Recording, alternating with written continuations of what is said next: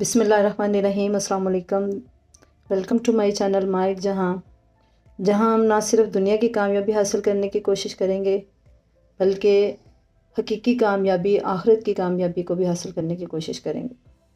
اس رمضان المبارک میں ہم اللہ کی برکتوں اور رحمتوں سے خود بھی فیض یاب ہوں گے اور اپنے بچوں کی تربیت کی طرف بھی خاص توجہ دیں گے۔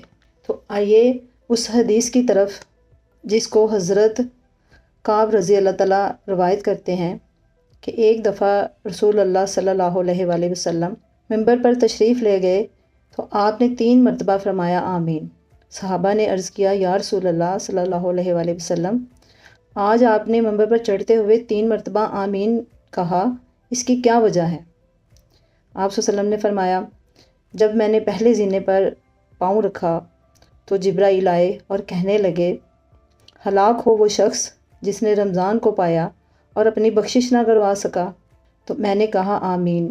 پھر جب میں نے دوسرے زینے پر قدم رکھا تو جبرائیل علیہ السلام کہنے لگے، ہلاک ہو وہ شخص جس کے سامنے آپ کا ذکر ہو اور وہ آپ پر درود نہ بھیجے۔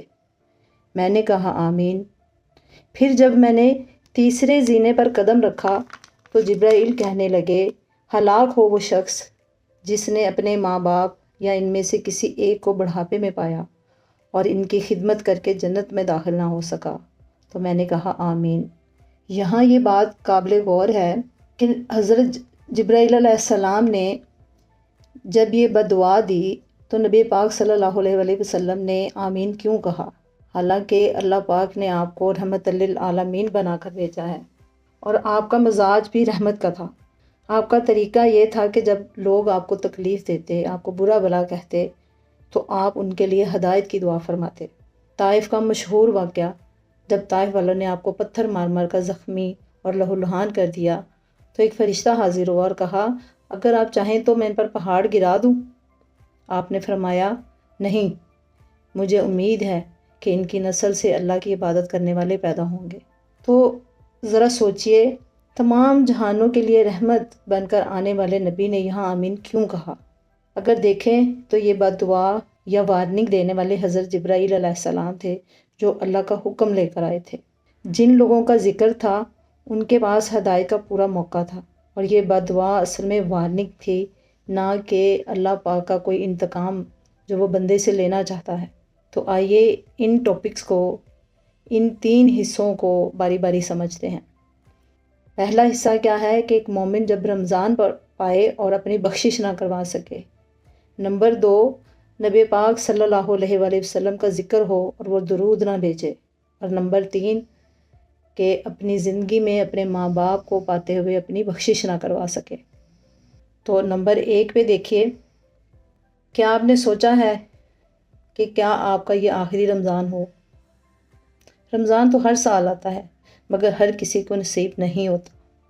اللہ کی رحمت بڑا یہ مہینہ، جنت کے دروازے ہر وقت کھلے ہوئے ہیں اور جہنم کے دروازے بند ہیں، اور یہاں تک کہ اللہ پاک نے شیاطین کو بھی قید کر دیا۔ اور اگر پھر بھی ہم اپنی مغفرت نہ کروا سکے تو نقصان یہ کس کا ہے؟ یہ نقصان ہمارا ہے۔ رمضان صرف روزے رکھنے کا نام نہیں، یہ دل صاف کرنے، روح کو پاک کرنے اور روح کو ری سیٹ کرنے کا مہینہ ہے۔ اللہ سے کنیکشن مضبوط کرنے کا مہینہ ہے۔ اگر پچھلے سال گناہوں اور کوتاہیوں میں گزر گئے تو کیا ہوا؟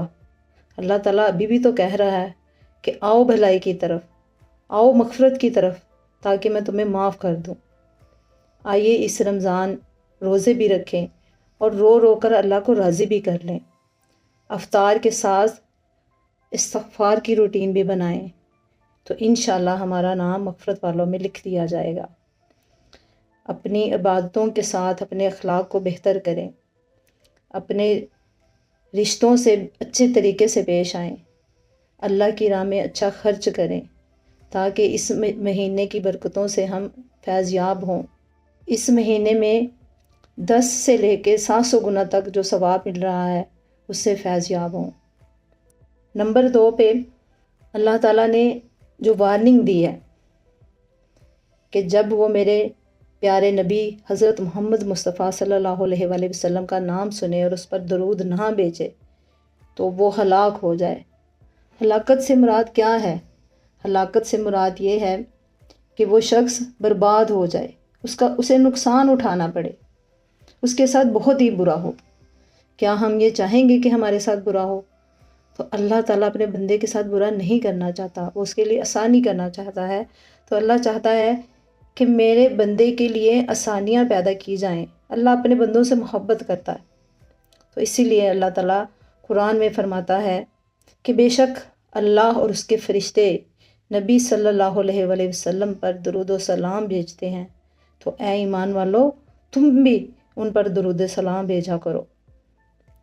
درود صرف لفظ نہیں بلکہ محبت کا اظہار ہے۔ جب ہم کسی سے محبت کرتے ہیں تو اس کا نام سن کر خوشی محسوس کرتے ہیں۔ اگر نبی پاک صلی اللہ علیہ وآلہ وسلم کا نام سن کر ہماری زبان خاموش رہے تو یہ غفلت کی نشانی نہیں، اور یہ ہمارا روحانی نقصان بھی ہے۔ جب ہم درود پڑھتے ہیں تو ہمیں 10 رحمتیں ملتی ہیں، 10 گناہ معاف ہوتے ہیں، اور 10 درجات ہمارے بلند ہوتے ہیں۔ تو آئیے درود پاک کو اپنی زندگی میں روٹین کا حصہ بنائیں، اور جب بھی آپ صلی اللہ علیہ وسلم کا ذکر ہو تو آپ صلی اللہ علیہ وسلم کی ذات مبارکہ پر درود و سلام بھیجیں۔